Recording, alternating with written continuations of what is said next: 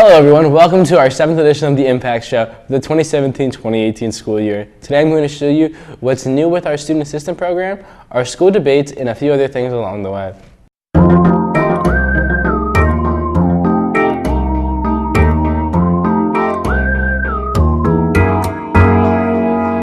We'll start today by showing you some things that are just in.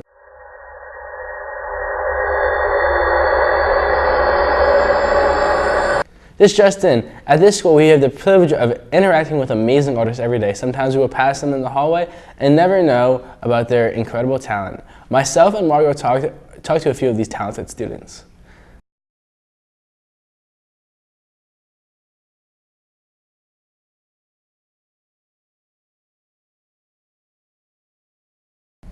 So I'm here with Khalees and we're going to discuss some of her artwork.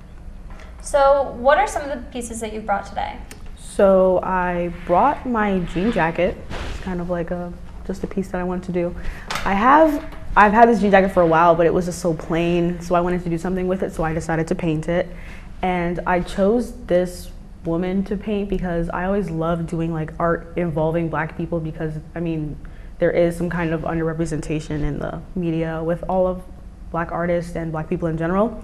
So I wanted to do something with that, and these two pieces are mandalas. So this one's on 3 wood planks that I actually glued together and then wood burned the design on it. Oh wow. So yeah, that one was really fun to do. And this one is just like what I usually do. It's pencil and pen, and just shows the color scheme that I liked, and then I just colored it in that way. And those are kind of my specialty. I like to do those the most. Was there a particular reason you chose blue, or is that just one of the colors that you like to use a lot? It was just one of the colors that I had, and I did one before it with different colors, kind of the warmer colors, so I wanted to do one with like cooler colors. Gotcha. And how would you go about like creating the mandala?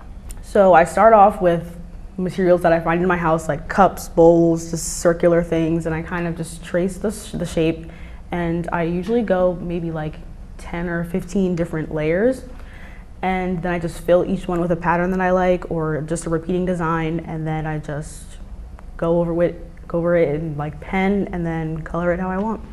Was there a particular reason you chose a mandala? Did you see it somewhere, lots of pictures, or you liked an artist? Yeah, I saw in some of those like adult coloring books, they have like the mandalas and stuff, and I was like, oh, that'd be really cool to do, like maybe I should try it myself. So I decided to try it, and it was actually really fun to do, and it was also really therapeutic, which is why I liked it, because it was just calming and I like get into the zone, and it's just really fun to do.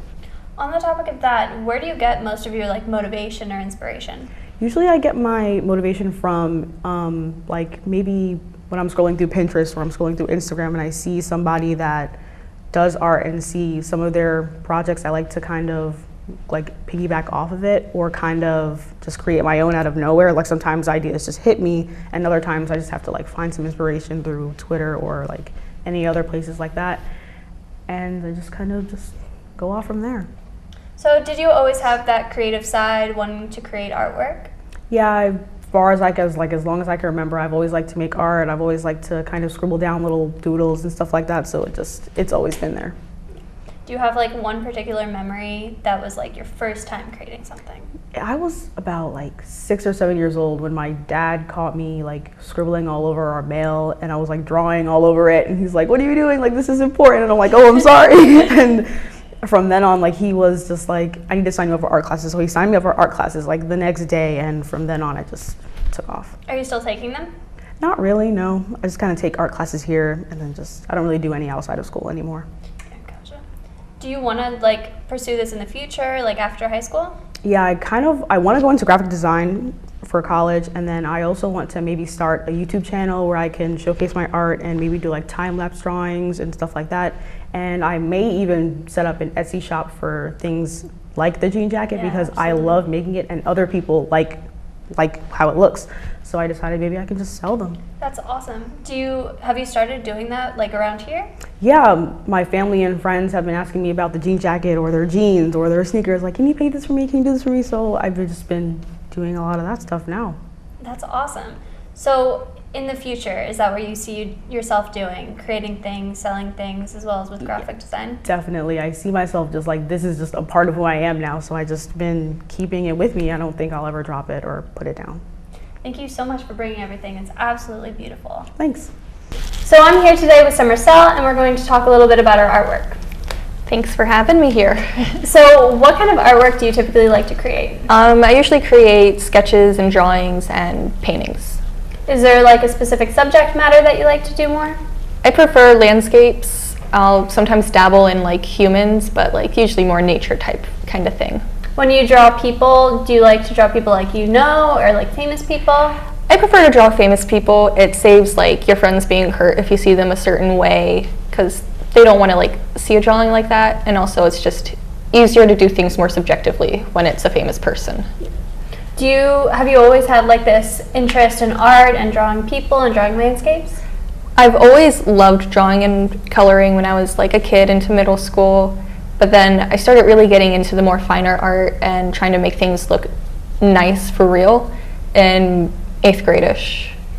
Was there like a specific turning point in a class or something? Yeah, it was 8th grade art class, and we were assigned this watercolor project, and I just loved how I could get the colors to blend and look like a mix of like tree foliage and everything, and I felt so accomplished once I finished that project. It was so cool.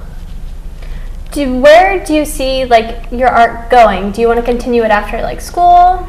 I'm definitely going to continue it privately, at least. Depending on if I have any time with my future career, I'd like to maybe do like freelance stuff on the side. Try to just like make people happy with the art I make, because I know I see a lot of people's art and it makes me happy as well. And I want to kind of spread that feeling. That's awesome. Do you have like inspiration for your artwork or the pieces that you create? I take a lot of inspiration. I really love Van Gogh's style of painting and Monet's. I think that it's just like, it looks so nice. Like the colors that they use, they blend so well, but they also don't blend at all. And I like that a lot. And I can't achieve it yet, but I'm working on it. So you use that as a basis for some of your ideas and creations? Yeah, for sure. Do you find other inspiration like on the internet or like on that kind of thing? Yeah, I usually, it happens randomly. I'll be on like Pinterest or scrolling through Facebook or something, and I'll just see this picture and I'll be like, I want to make something inspired by that or like very similar to it, because it's so nice looking, and I want to create something nice looking too. So where do you create your artwork? Usually in my room at like 3 a.m. because that's usually when inspiration hits me. And then I get yelled at because I get paint on my sheets, but it's cozier, you feel more comfortable, you feel more free, because there's nobody around you like nitpicking at you while you're creating. Mm-hmm. Do you take art classes here? I've taken an art class a year, my whole time here except for this year. I didn't have the chance to get into one, which makes me very sad, but I still have a chance to create and gain guidance from our teacher, Mr. Yetter, and sometimes Mr. L too. Do you think it's helpful in your artwork and abilities to learn from these people? Oh, definitely. I know that there's some art pieces I look back on from freshman year versus my art now, and I'm like, without the help of Mr. Yetter or Mr. L, I wouldn't be as good as I am today. You learned new things from people who have more experience. Yeah, absolutely. Well, thank you so much. Thank you for having me here to talk about art.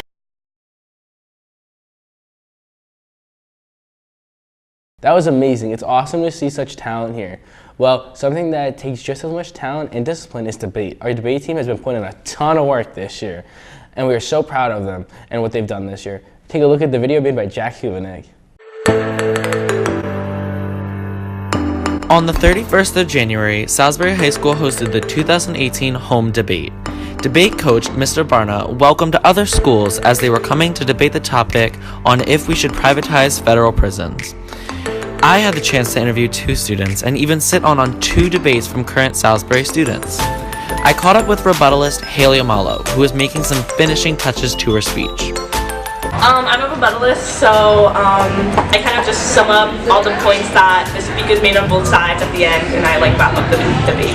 I'm kind of nervous because we're going into Penn Ridge, which is our like biggest rivals, but I think we really practice and we're really prepared, so I'm not that nervous, but you know. I mean, I think we're really prepared for it. I think we practiced a lot. You know, we're going in with good points, and we have a ton of points for the other team.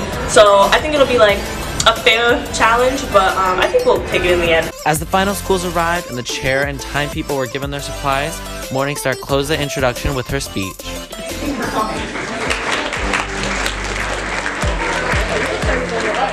It was time to get on to debating.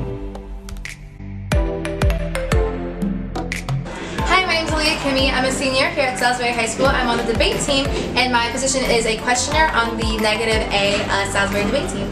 Okay, so today the resolve for the debate was whether federal prisons should be privatized or not. At first, when we were given the topic, I thought it was going to be harder to debate because we haven't done any research and we were finding more information on one side than the other. But as I did more research and I was getting into my questioning more and my speakers had their speeches done, I found the topic more interesting and easier to debate. You can't think this is a coincidence that they're not trying to do this to make more money, right?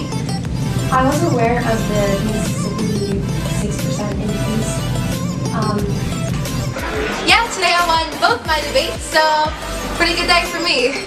After all of the debates came to a close, all the debate students were welcome to reconvene over snacks and conversation. Until next time. Newspapers have them, why can't we? Time for the headlines.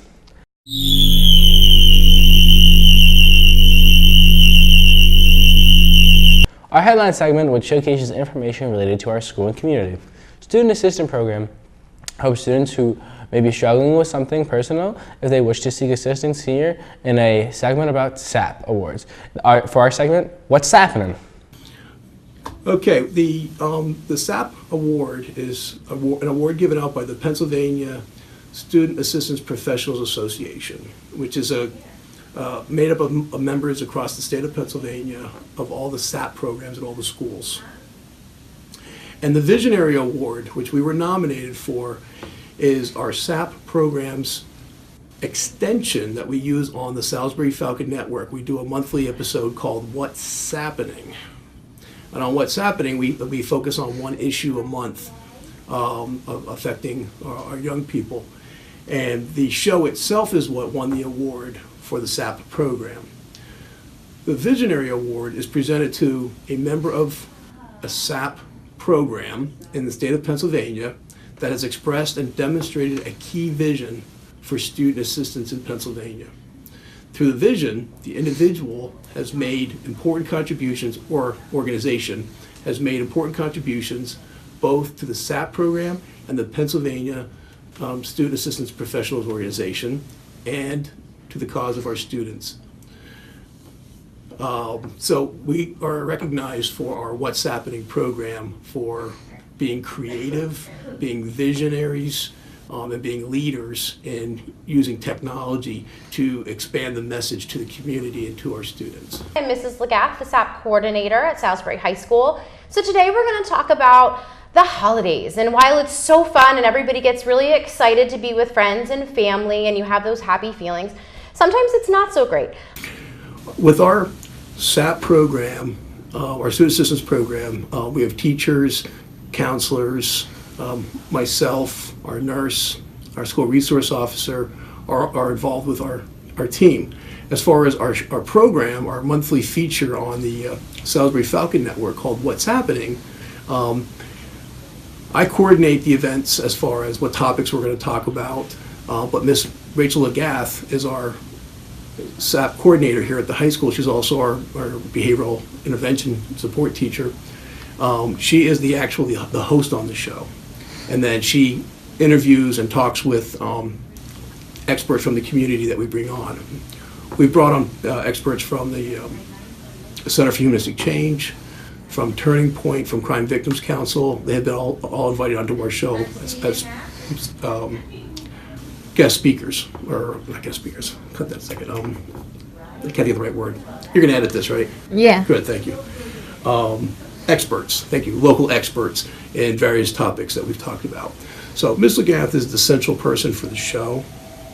And then our guests from the community and some of our students in our SAD program have also been important in helping us keep it organized and to come up with relevant topics. Dr. Ziegenfuss got the chance to present at a major conference about education. Check it out.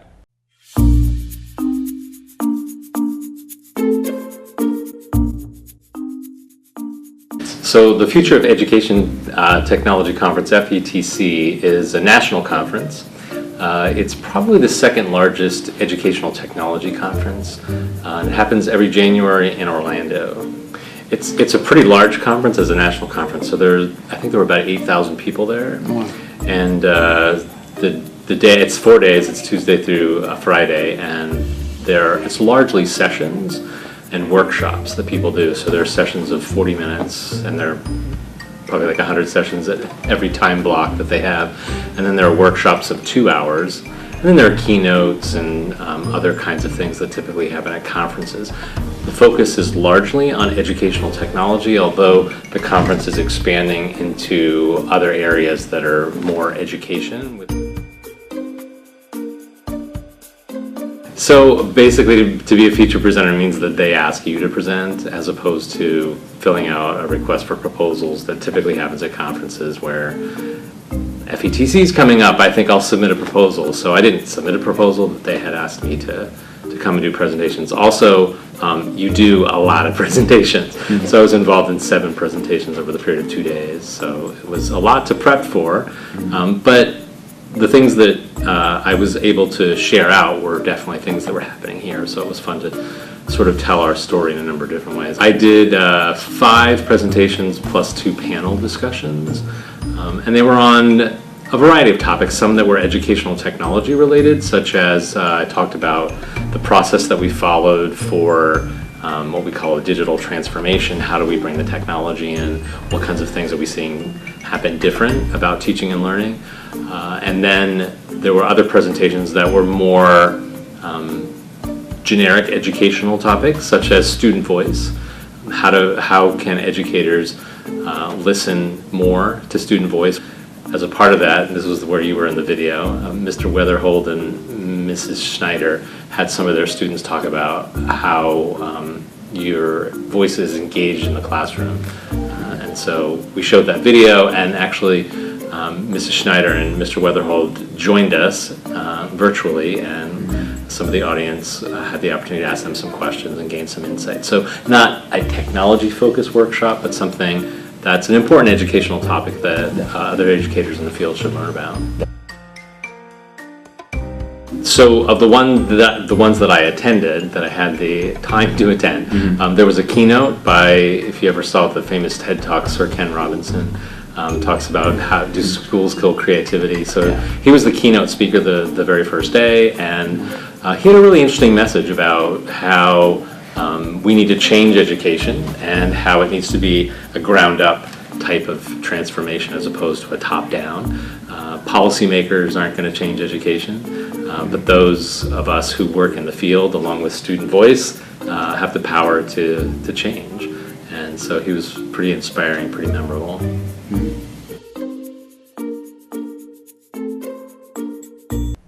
Innovation is important to keep things interesting. Check these out.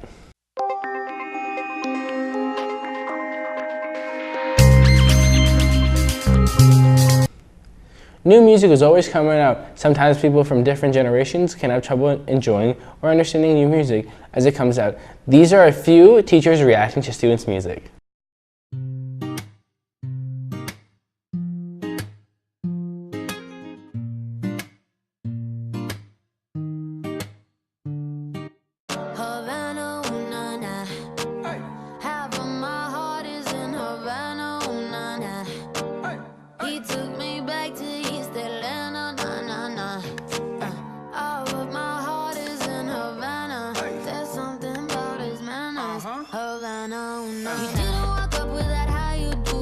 Okay, what was your the longest time? I'm sorry, I had to tell you that. No, I liked it. I really did. You actually did? Yeah, I really did. Oh, okay, good. But it just like seems like forever. It's a guy that lives in a garden state, and he told me that we make it till we graduate. So I told him that the music will be worth the wait, but he wants me in the kitchen.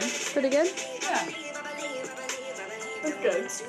I cannot give you everything, you know I wish I could. You don't like it? No. Really? Not at all?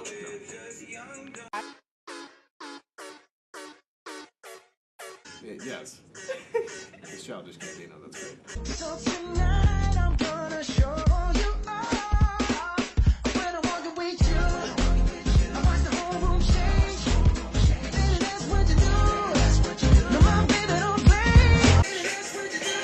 not bad.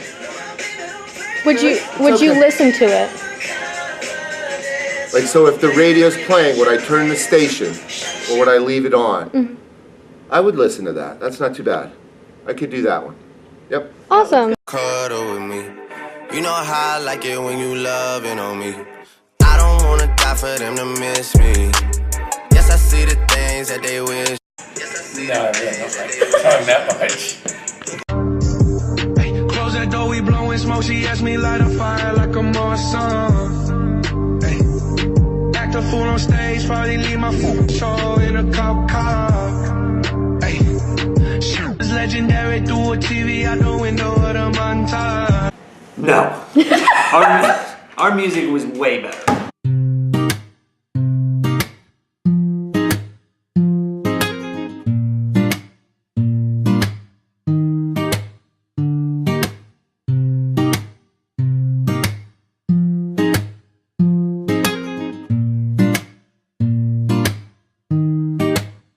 This episode's Innovate segment, James shows us how to make the color of your video look amazing with the white balance tool. You can make your videos look professional. Check this out.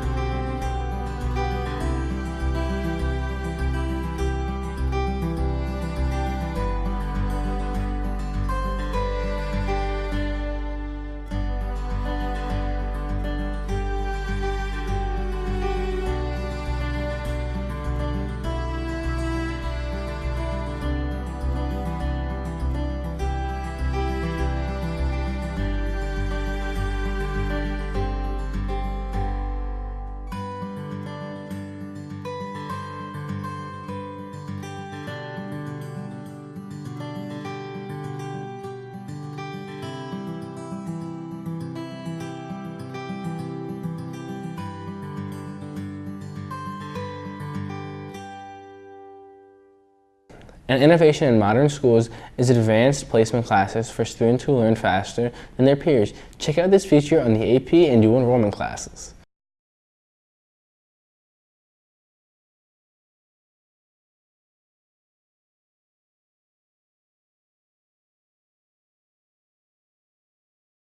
What are AP tests? Well, good morning. AP tests are advanced placement tests that you would take at the end of an advanced placement course to try and earn college credit for a reduced fee, much less than college credits at a college or university. So what is dual enrollment? Dual enrollment is an extended educational opportunity that we have here for our students. And what it is a partnership that we have with Seton Hall University in New Jersey.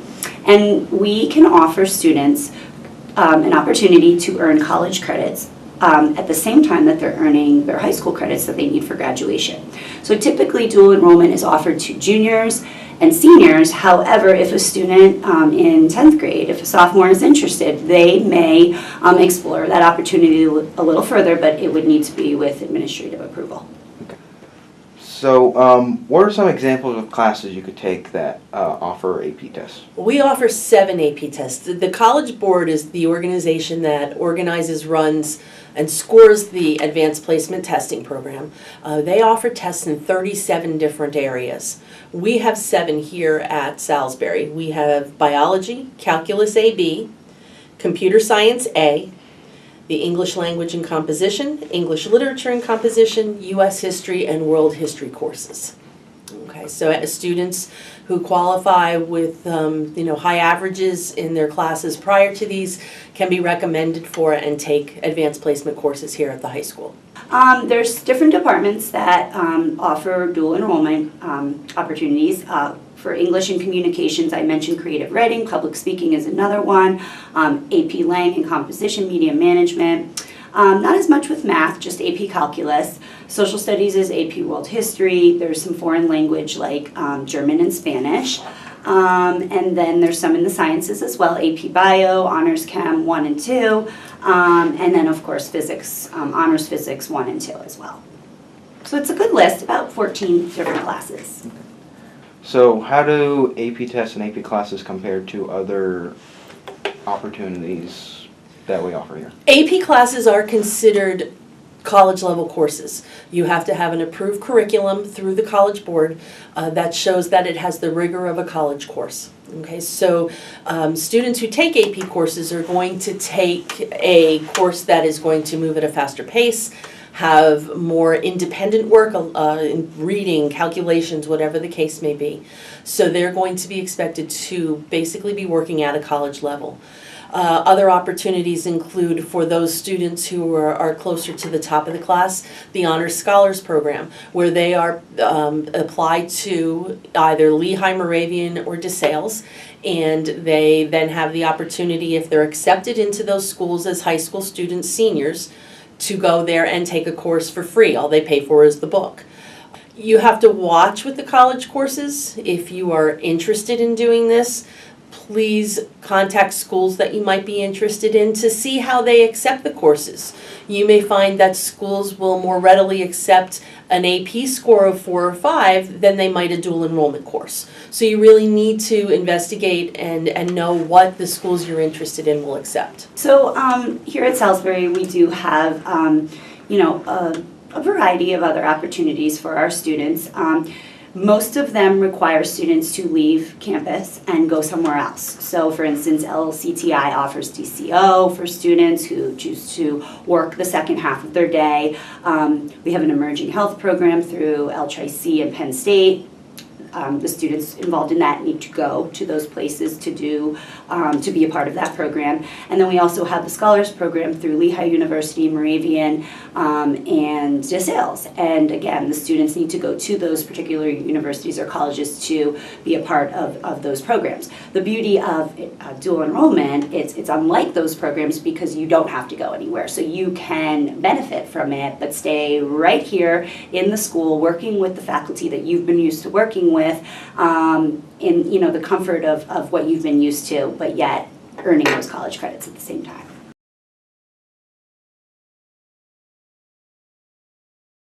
Along with the AP classes, social study classes are also important. Teaching the knowledge of history can show students the examples of history. It allows them to learn things by example and prevents learning the hard way. Check this out. Here at Salisbury High School, we offer a wide variety of social studies classes. Such classes include American Cultures 1 and American Cultures 2.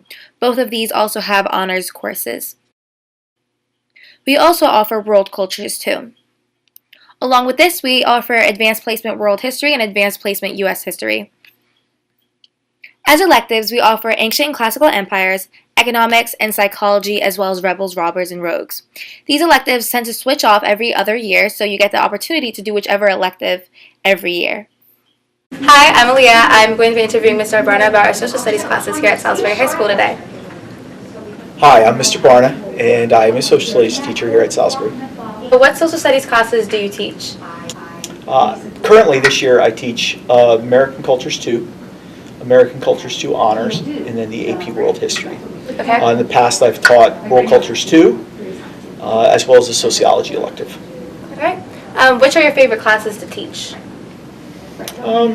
They each have their advantages. I think they have their moments where you really can explore different topics, and you take a certain level of interest in them.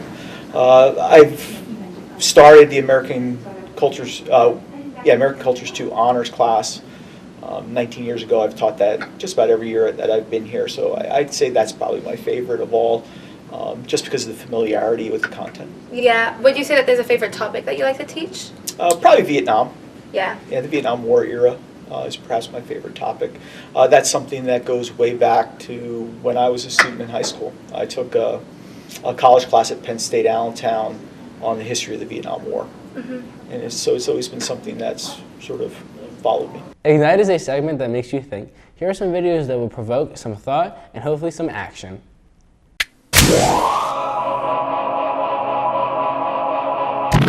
Suicide is one of the leading causes of death in teenagers. It's a really big issue and it needs to be dealt with. Here's a video I worked on with my partner Joe. Please pay attention to this video. 1 in 4 students are bullied every day. I bet you didn't grasp that. That means that 19 million kids will be bullied over the internet, laughed at, physically bullied, or bullied in any other form that breaks someone's spirit.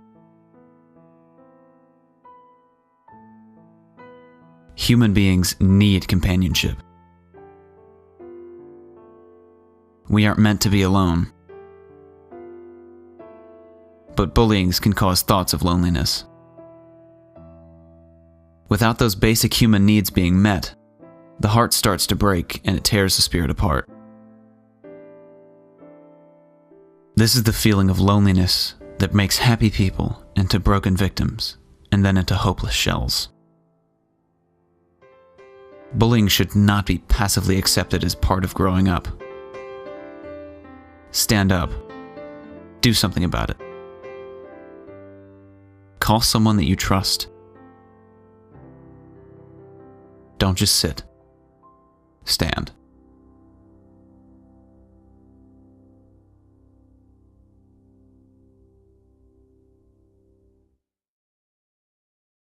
Along with suicide, drugs and alcohol take lives away too. Here is a presentation about heroin and other drugs in our area. The Center for Humanistic Change has been around for almost 40 years, and we do prevention education. That's all we do. We don't do intervention, we don't do counseling. It's all about prevention education, helping people build coping skills. And part of that is drug and alcohol education, because a lot of people, if you don't develop those coping skills, often you'll use substances to cope. The HOPE program came about 4 years ago in a partnership between us and Lehigh and Northampton counties, as we knew the problem was getting bigger, to develop a program that would raise awareness. And our 2 biggest goals were for people to understand that it wasn't just about a needle, that it could be used other ways and be just as dangerous, and that this could happen to anybody's family. My son, Zachary, died of a heroin overdose at the age of 21. And he was a brilliant, bright, warm, kind, funny, smart man that had his whole life ahead of him. And it has shattered our family to be without him. But luckily his sister is determined to bring Zach's name more than a drug addict and have people get to know who he really is. And she continues to educate through the HOPE program and continues to reach out to other kids to make sure that it doesn't happen to somebody else. So the HOPE presentation, we have videos of a mother and daughter. The daughter was addicted to heroin and has been in recovery for a number of years. They tell about their journey. And then Sharon, who lost her son Ryan to an overdose about 7 years ago. And they take us through the journey of what kind of families they were and how they thought they were doing everything quote unquote right, and that they were normal families. And signs and symptoms of what families can look for. And then we wrap up by telling you where the stories have ended, where those people are today.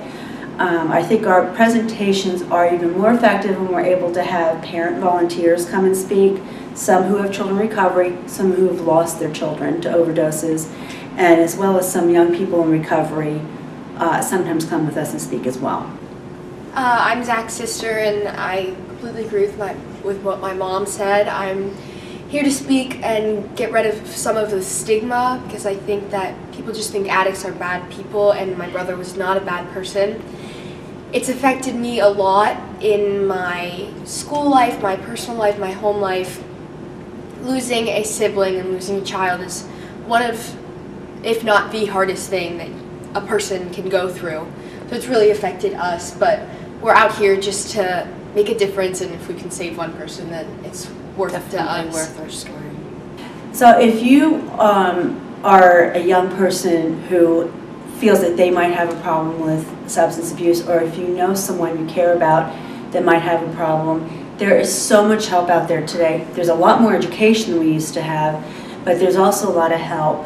For teens, I tell them go to a guidance counselor, or even your resource officer or a teacher, some adult that you trust.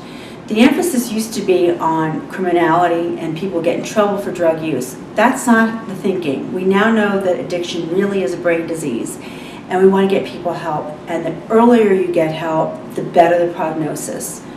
What we tell adults is you can't have your head in the sand. It can happen to your family. These parents that are here were good parents, and their children still got involved with drugs. So if you have any kind of inkling, you've got to trust your gut.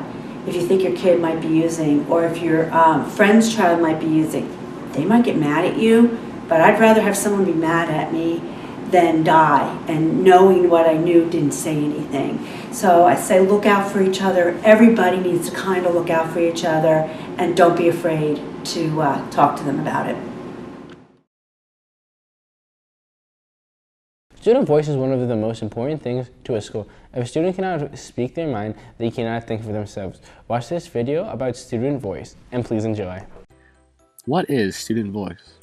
In education, student voice refers to the values, opinions, beliefs, perspectives, and cultural backgrounds of individual students and groups of students in a school, and to instructional approaches and techniques that are based on student choices, interests, passions, and ambitions. The student voice movement began a few years ago, and is a movement to allow students to create their own pathways in high school and educational settings, and the way you do it is to completely change the way you feel about grading and assessing. You change the way you set up your classes. If you can create an environment where things are less grade-focused, a student won't feel afraid to fail. They won't feel threatened in the class. But if a student finds that there is no value in the class, then they aren't going to do anything. In order to change that, you have to make them feel as if they have ownership over their work, that the work actually means something. It will hold value to them, and it will make them want to work harder and strive for higher goals. Learning should be challenging and rigorous, and students should learn with trial and error rather than the teacher telling them what works. Student voice puts students first instead of the teachers putting themselves first. In a way, the student is the teacher. Dr. Ziegenfuss was recently down in Florida in the second largest tech conference with Mrs. Snyder and Mr. Otherhold presented alongside, and it was on the student voice movement. They tried to convince individuals that are attending that conference that they can change the classrooms around to give their students a little more ownership, especially with technology. With that said, we asked some students what they thought about student voice. Let's take a look. We brought several students in to ask them questions about student voice and ownership, autonomy.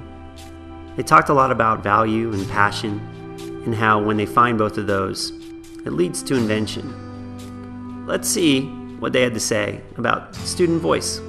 Take a look.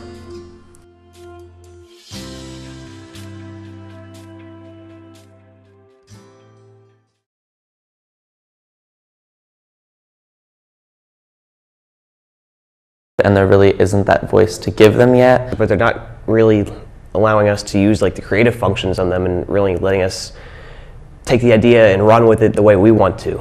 Because I feel like a lot of students have a very loud voice, and we feel like we want to be passionate about what we know and what we feel like the school system should be. I feel like we follow a specific rule set.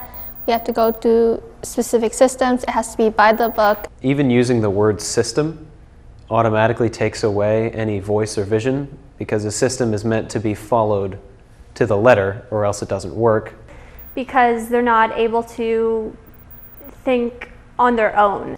I think most core classes, there's not really independent aspects for you to just do your own thing. I think it's really like structured and kind of spoon-fed. It's like giving students a voice, allowing them to explore who they really are in the world and how they're going to make an impact. Us as the students have our own voice in most of the classes, and we get to choose our projects and what we want to do. Yes, definitely. Yes, absolutely. I think so. Yes, it has.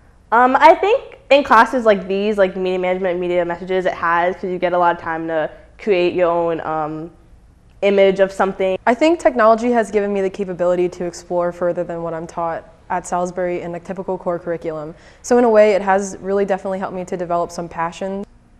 I would say definitely. We get to research for ourselves and post things that we want and do our own types of projects, so that's showing our voice.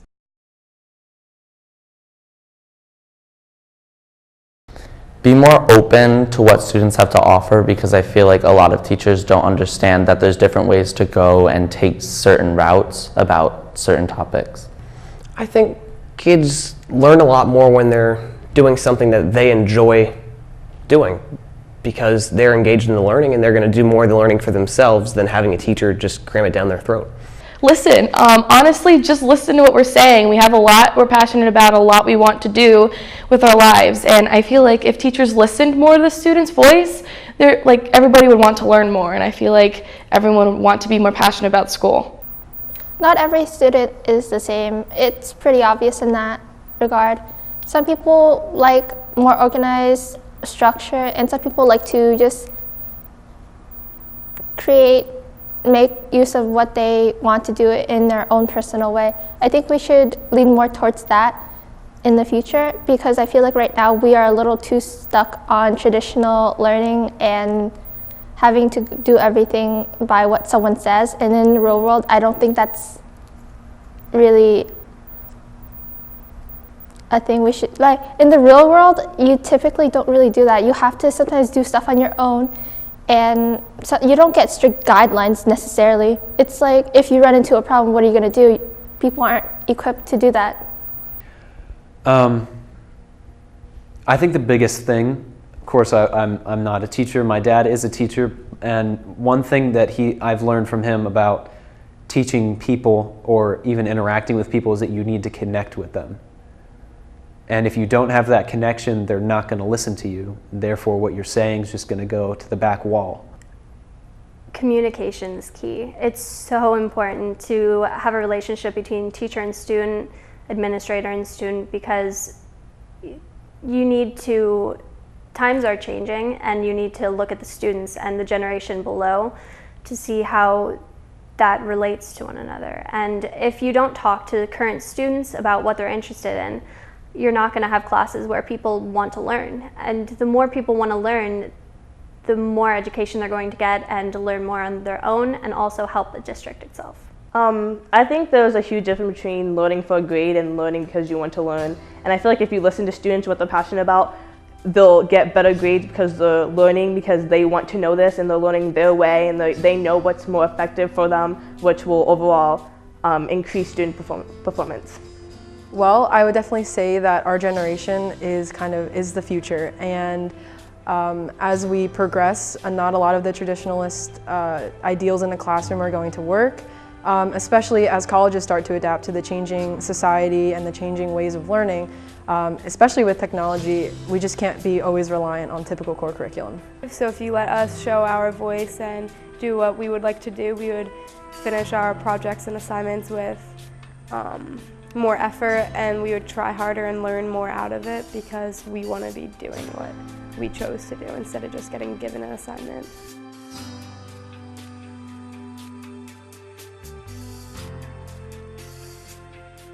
In conclusion, student voice can be extremely beneficial towards students, and we hope that you give it a chance.